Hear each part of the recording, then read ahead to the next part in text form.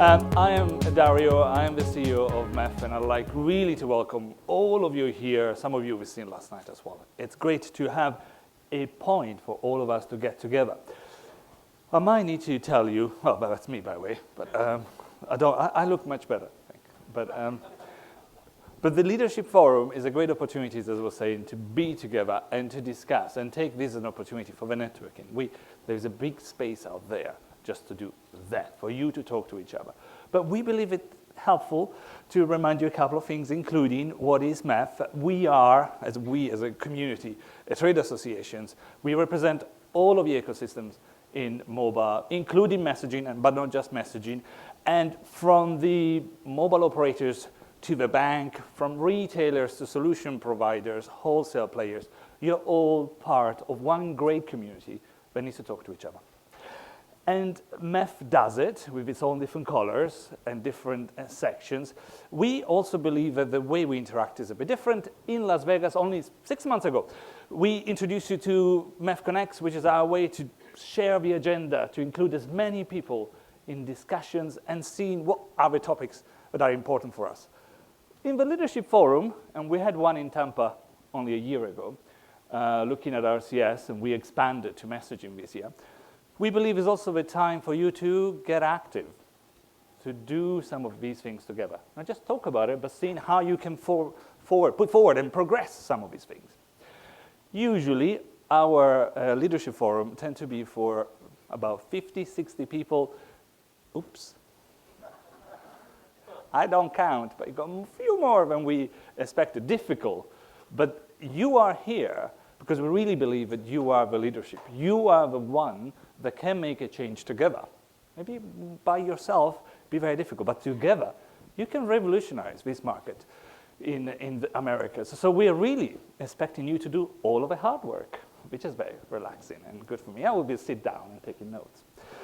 But we don't do a MEF just look at these great opportunities of interactions. Quick reminder, for our members, you know these. For our non-members, in the incredible words of Vivian, the protagonist of Pretty Woman, big mistake, huge.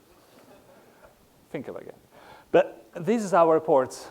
We have done it for 9 years, thanks to our partner Assurance as well, I should say, on consumer trust. And we do cover a lot of the Americas in there, from Canada to US, obviously, Brazil and Mexico. So we get a good idea. It will be published shortly, but I just wanted to give you some of the exciting things we've seen together.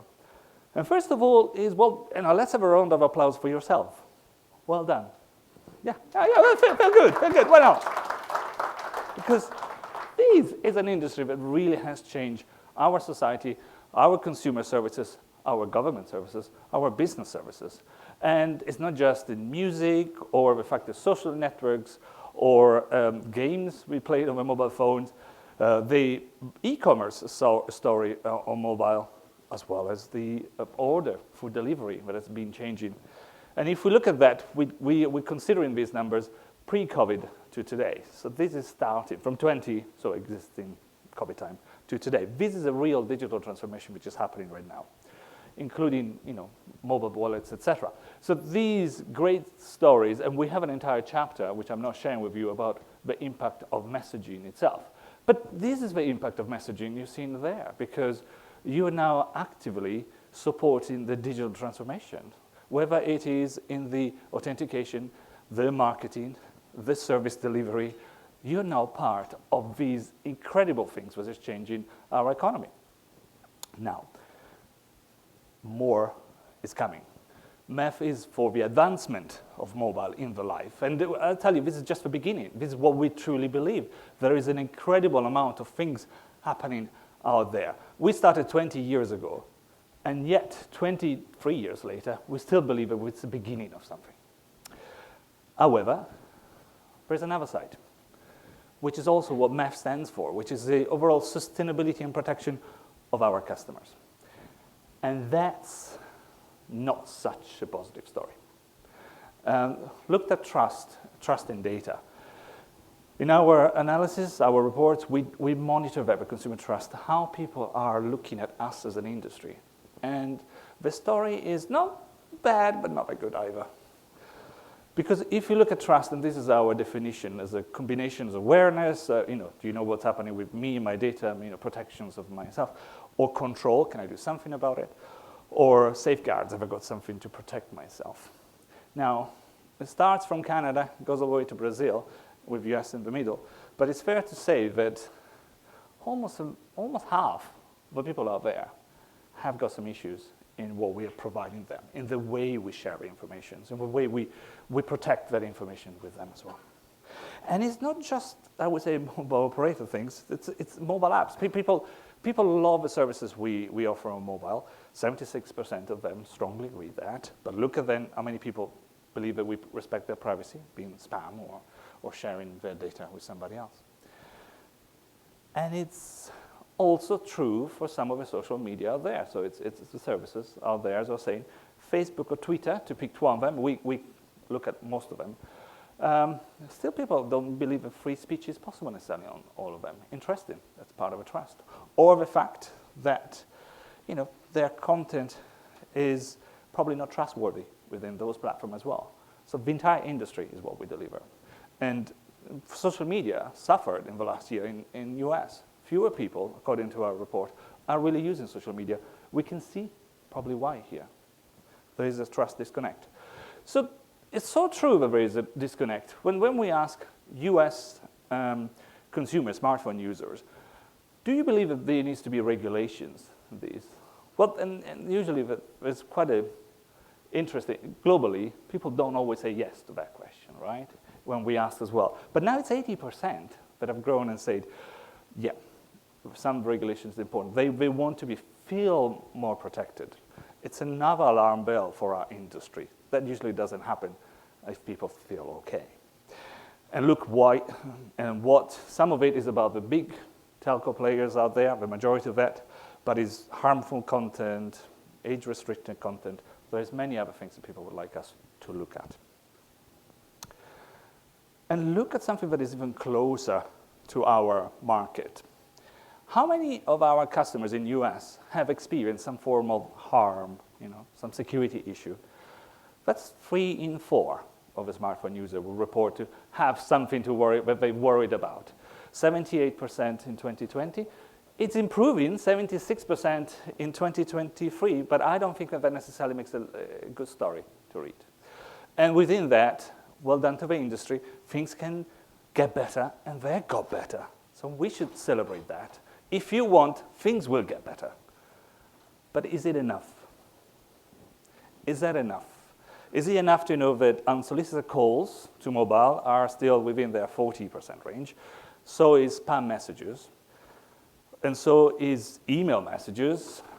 Or what about smishing? Actually, that's the one that is increasing out there. And that's not good. Smishing is a very bad type of fraud, as you know. Phishing on SMS.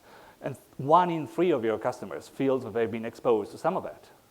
That's not good for the sustainability long-term of our market. And it could go on. But I don't want to start on a downer. And it's not a downer at all. Because going back to what we were saying, you have changed this market. You've made a great success. And you together are showing that when you want, things can work together and things can get better. Now, we have a lot of expectations on you, and that's why I'm going to be sitting next, relaxing, and let you all do all the hard work. But within MEF, there is a lot happening. Whether if that's a working group, and you can ask for all of it to be activated, discuss it, organize it, initiate something that makes some of these things changing. Let's advance the mobile opportunity in US and America, but also let's protect our customers in there. And these are some of the topics, by the way, some of these topics we're going to be talking to today itself. Some of them will continue in the next months, etc. Well, that's probably all that I wanted to tell you, apart from it's a pleasure to have you here.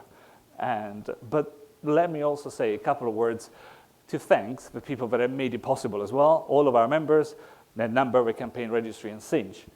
And specifically a big thank you to netnumber that has been wanting this event since the very beginning when we were in Las Vegas. So it'll be a pleasure to invite Steve Linke, the CEO and founder of netnumber. Steve, come here. Thank you very much.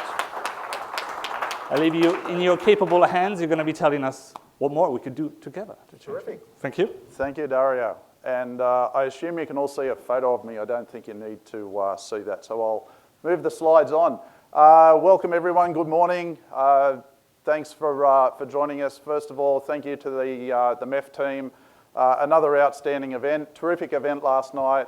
For those of you who came, it was an awesome experience outside there, terrific food and weather. So, and thanks again to TJ for setting up a lot of the agenda topics today as we work through the agenda. So, awesome lineup today of talent and topics to discuss, and I'm going to spend a few minutes here just setting the stage and carrying on from Dario's theme a little bit in terms of what we see and hear from our customers and see and hear in the market. And I'll start with what I call the PII paradox. So I know I like the easy button. I assume everyone here likes the easy button, right?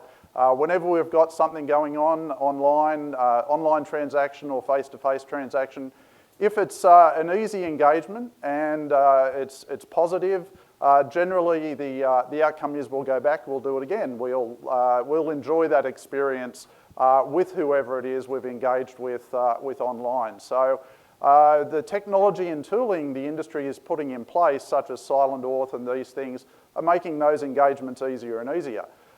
Which is terrific.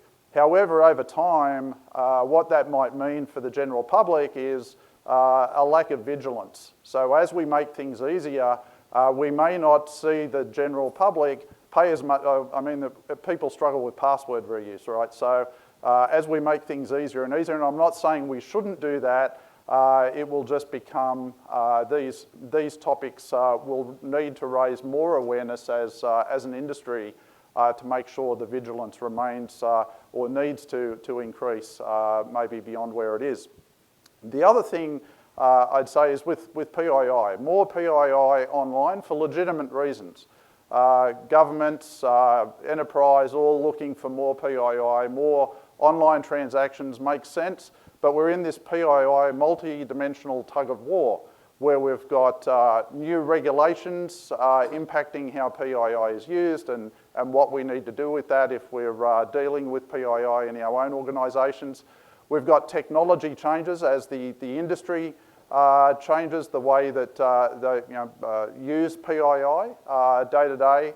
And we've got, hopefully they're all the good guys. We've got shady guys, we've got bad actors, all pushing and pulling on PII. So there's been a lot of work done to try and secure that. A lot of time and money invested and a lot of tools that we're all now using or maybe being forced to use in some cases.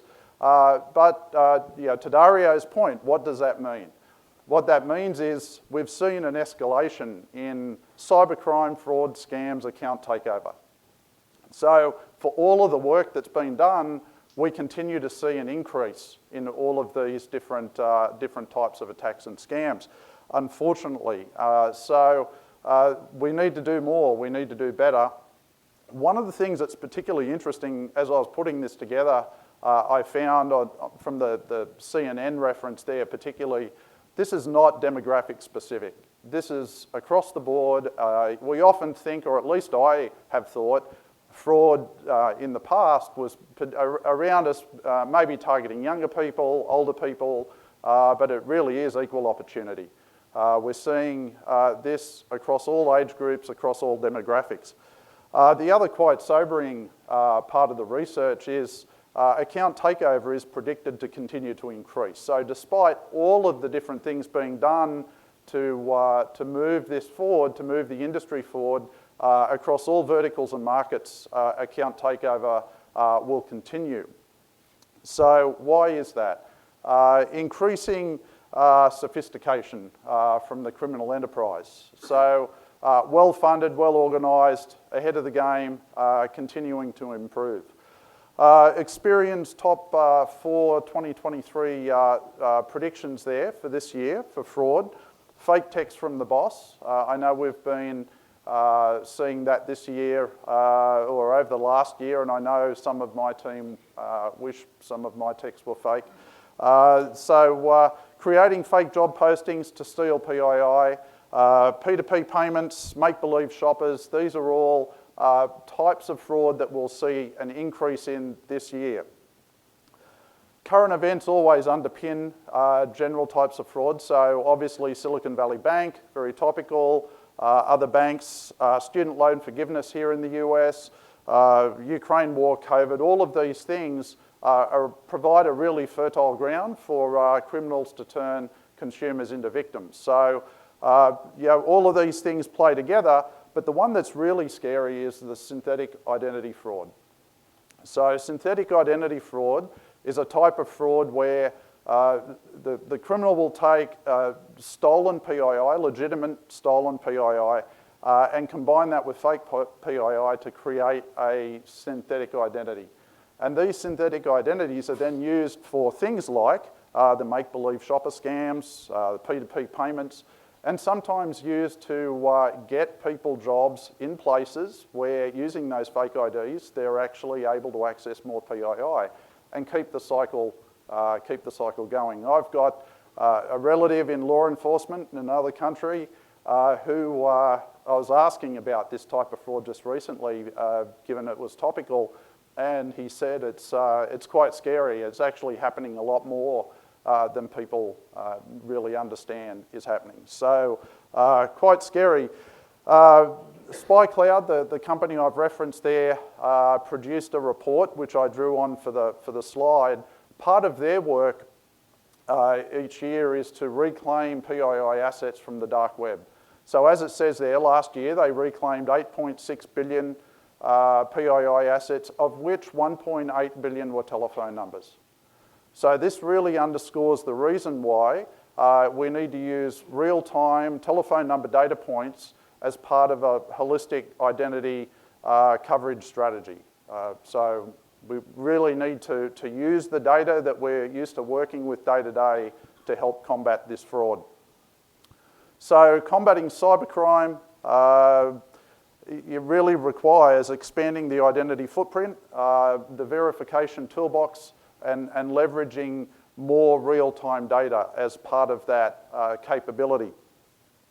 Focusing on global data is critical, not just local data assets. A lot of our customers use identity graphs. Identity graphs are changing from cross-device to cross-identifier data.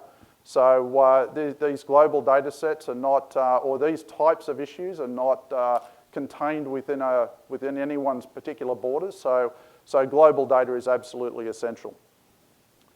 We need to protect our PII, obviously. Our PII, our customers' PII. So making sure we're not part of the SpyCloud report in 2024 is important. Product architectures that identify both good actors and bad actors are really essential. Just trying to identify the bad actors is a challenge. So identifying all actors is critical. And then lastly, enhancing the ecosystem. I think that's why we're all here today. Enhancing the ecosystem and as a team coming up with enhanced capabilities around fraud and the toolbox and sharing those capabilities to be able to create trust both inside the ecosystem and also externally, to Dario's point earlier. So with that, that's my quick set the table.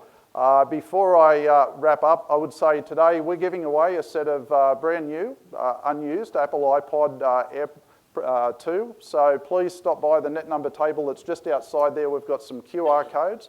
Scan the QR code, enter to win, and we'll draw that this afternoon. So thanks and have a great day.